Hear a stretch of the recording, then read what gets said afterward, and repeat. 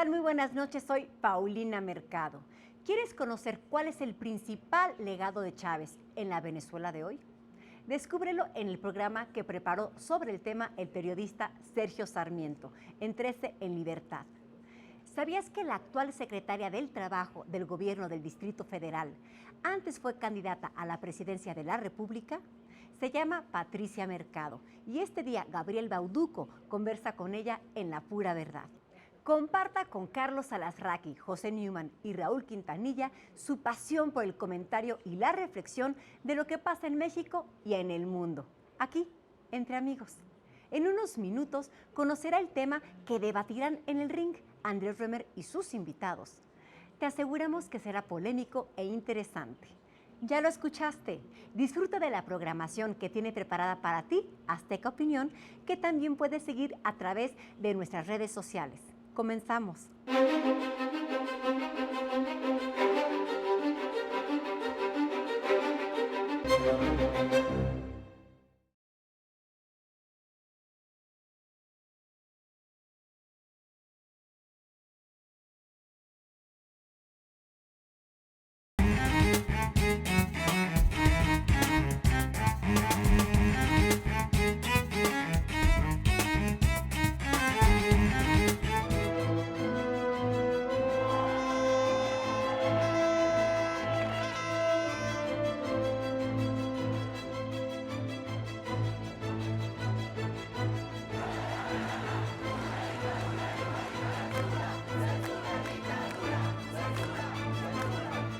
Venezuela es un país que está sufriendo enormes problemas en la actualidad. Su inflación es la mayor del mundo. Por otra parte, la economía se está desplomando. El bolívar, su divisa, se está devaluando constantemente en los mercados.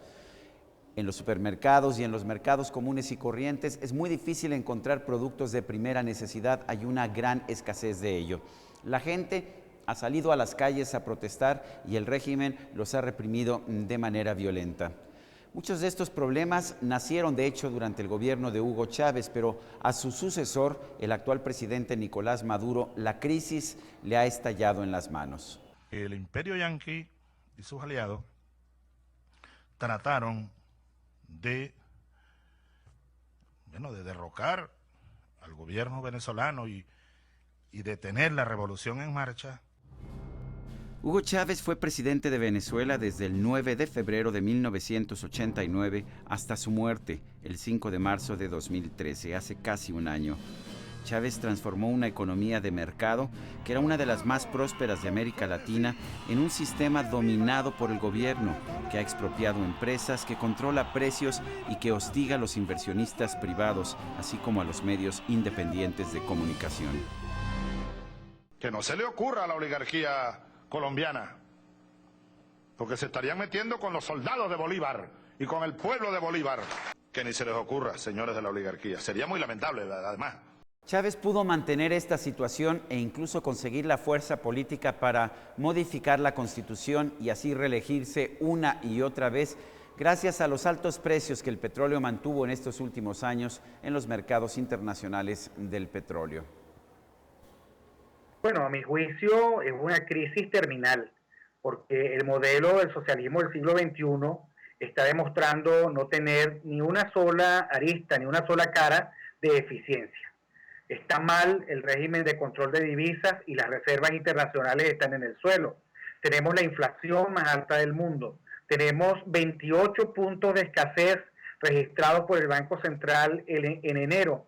Hay un desabastecimiento generalizado, un nivel de endeudamiento creciente del Estado venezolano y una condición francamente casi inoperativa de Petróleos de Venezuela, que es la empresa del Estado de explotación y exploración de petróleo. Todos coincidimos en que esta economía, tal y como se está llevando hasta ahora, no es viable.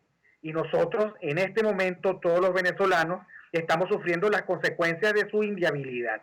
Hoy el gobierno acaba de aprobar el tercer tramo cambiario que llaman SICAD 2, lo que supone, por supuesto, una devaluación.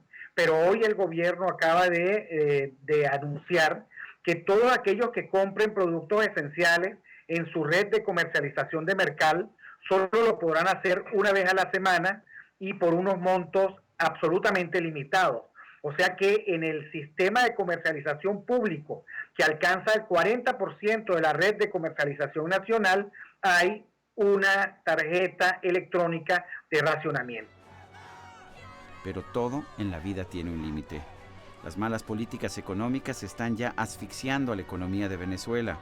La inflación, que el año pasado fue de 56.2%, según las cifras del propio gobierno, fue la mayor del mundo, más alta incluso que la de Siria, un país en guerra. El crecimiento económico apenas rebasó el 1% a pesar de los enormes ingresos petroleros que tiene el país. Los controles de precios han provocado una constante escasez de productos básicos. Los anaqueles de los supermercados están vacíos. Si bien se supone que el tipo de cambio es de 6 bolívares por dólar, la verdad es que en el mercado negro hay que pagar más de 80 bolívares por cada dólar. Venezuela es un país que está ahora virtualmente en bancarrota, con un presidente que está tratando de construir su popularidad sobre la base del carisma de un expresidente, Hugo Chávez. Pero la verdad es que el presidente Nicolás Maduro a veces parece tener una imaginación demasiado viva. Por eso he decidido crear el despacho del viceministro, y lo he llamado así en honor a nuestro comandante Chávez y a nuestro Bolívar, el viceministerio para la suprema felicidad social del pueblo venezolano. Un viceministerio de coordinación de estas misiones, grandes misiones presidenciales, que tendrá el objetivo de la suprema felicidad social. Y de repente entró un pajarito chiquitico y me dio 3 vueltas aquí arriba. Se paró en una viga de madera aquí y empezó a silbar. Un silbido ahí, bonito. Entonces yo me le quedé viendo y también le silbé, pues. Si tú silbas, yo silbo. Entonces silbé. Pajarito me vio raro, ¿no? Silbó un ratico, me dio una vuelta y se fue. Y yo sentí el espíritu de él. Lo sentí ahí como dándonos una bendición, diciéndonos, hoy arranca la batalla, vayan a la victoria, tienen nuestras bendiciones. Así lo sentí yo. Multiplicarnos, así como Cristo multiplicó los peces y los panes, ¿me perdonan la expresión? Bueno, cuando uno aprecia que Caracas, Maracay, Valencia, San Cristóbal, Mérida, Maracaibo, Puerto Ordaz, Barcelona, Cumaná, entre otras ciudades, están en este momento manifestando en la calle, uno tiene que decir que lo que ocurre en Venezuela es un estado de desobediencia e insatisfacción generalizada, que el gobierno no encuentra cómo atajar, porque el gobierno no quiere dar su brazo a torcer, ni quiere cambiar el modelo económico, ni quiere cambiar las coaliciones y las alianzas con grupos paramilitares que le hacen el trabajo sucio al gobierno. Y la gente que tiene que sufrir el alto costo de la vida, el trabajo para conseguir los alimentos y medicinas esenciales que no consigue por la escasez, pero que además tiene que vivir en el país más peligroso del hemisferio o en las ciudades más peligrosas del mundo, como es el caso de Caracas, que tenemos en el país una tasa de 75 homicidios por cada 100.000 habitantes, pues tiene todo el derecho legítimo de protestar, sobre todo porque el gobierno ha cerrado todos los canales de debate institucional. La inconformidad con el régimen ha venido aumentando, especialmente conforme se ha agravado la crisis económica. Quizás lo peor de todo es que el gobierno ha reaccionado reprimiendo de forma violenta las manifestaciones en las calles. Siempre y cuando haya un nuevo pacto por la productividad, en donde haya o se plantee una economía abierta y libre dentro de una sociedad también abierta y libre. Mientras la economía esté siendo controlada bajo la lógica socialista y mientras la sociedad esté pisada por la bota autoritaria de un gobierno que se niega a reconocer las libertades, Venezuela va a estar lejos de su recuperación. A Venezuela le hace falta libertad. A Venezuela le hace falta una economía libre. A Venezuela le hace falta que se le reconozcan y se le garanticen sus derechos ciudadanos. Y todos sabemos que cuando no hay derechos, cuando no hay libertades y cuando la economía está siendo administrada por un burócrata, pues lo que vivimos los venezolanos son los únicos resultados posibles. inflación, decadencia, escasez, desempleo, desinversión e inseguridad.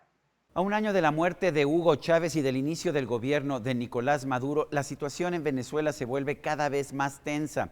La situación económica es realmente muy difícil y lo peor de todo es que Nicolás Maduro no tiene el atractivo personal para lograr seducir a los ciudadanos de Venezuela. Bueno, yo creo que está viendo en la calle y viviendo en la calle una severa crisis de legitimidad.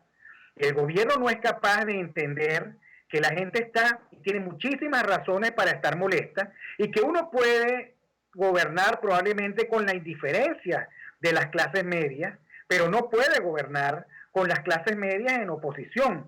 Además, esto, como lo decíamos, estos estados de desobediencia general tienden a ser virales, se van contagiando, y el gobierno está respondiendo con represión, con una represión violatoria de los derechos humanos que todavía corroe más su legitimidad y hace pensar a los venezolanos y al resto del mundo que no tiene sentido que Venezuela, que es un país pacífico y que tiene una carta constitucional democrática, en este momento esté siendo violada en sus derechos, esté siendo masacrada por la fuerza del orden y tenga un gobierno al que hay que reclamarle efectivamente que entre en sus cabales, que deje de arremeter contra la población, que abra un diálogo sereno y que reconozca a que hay una alternativa democrática con la que tiene que negociar. Hoy la situación económica del país es tan grave, tan cercana a un colapso, que está afectando el ánimo político de la nación. El poder de compra de los venezolanos se está deteriorando con rapidez como consecuencia de una inflación que aumenta a pasos acelerados. Los ciudadanos resienten además que el gobierno siga gastando miles de millones de dólares al año para subsidiar a gobiernos como el de los hermanos Castro en Cuba o el de Cristina Fernández en Argentina. Bueno, en primer lugar, nosotros sabemos que esta es una pelea de los venezolanos. En segundo lugar, tenemos plena conciencia que a través de mecanismos como Petrocaribe, el ALBA, el CELAC y la UNASUR, el gobierno está financiando el silencio del resto de los países latinoamericanos y creo que tendrá que llegar un momento en el cual nos reunamos todos los países y discutamos hasta qué punto la ética y los principios están subordinados a la lógica del dinero mal habido. Tiene que pagar ante la justicia. La economía en verdad es una ciencia relativamente sencilla de comprender. Si durante varios años un país gasta más de lo que tiene, aunque cuente con grandes reservas petroleras, terminará con una crisis económica. Y después de la crisis económica no pasará mucho tiempo para que llegue una crisis política. De poco le sirve al presidente de Venezuela, Nicolás Maduro, que llegue su predecesor, Hugo Chávez, y lo aliente o lo apoye o le dé asesoría disfrazado de pajarito. Soy Sergio Sarmiento y esto es 13 en Libertad.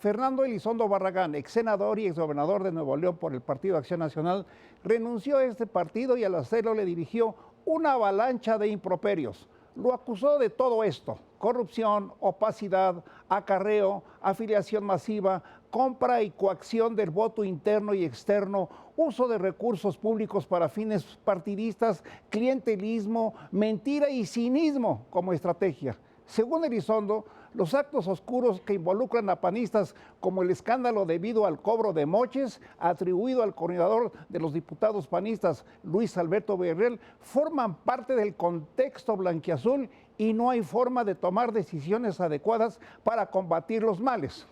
En las acusaciones de corrupción son relacionados los coordinadores panistas del Congreso, Alberto Villarreal y Jorge Luis Preciado, por su afición a fiestas ruidosas, el primero en su departamento de Polanco y el segundo en el mismo Senado con mariachis y licores a discreción.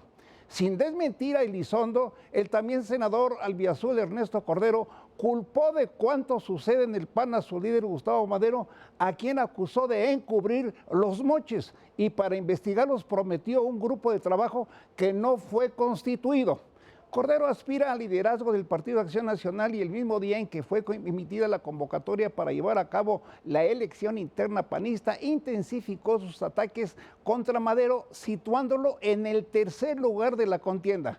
Ahí quedan los calificativos al Partido Azul y los pleitos de barbarie entre sus principales militantes. Así saldrá el PAN del tercer lugar al que cayó en las elecciones del año pasado.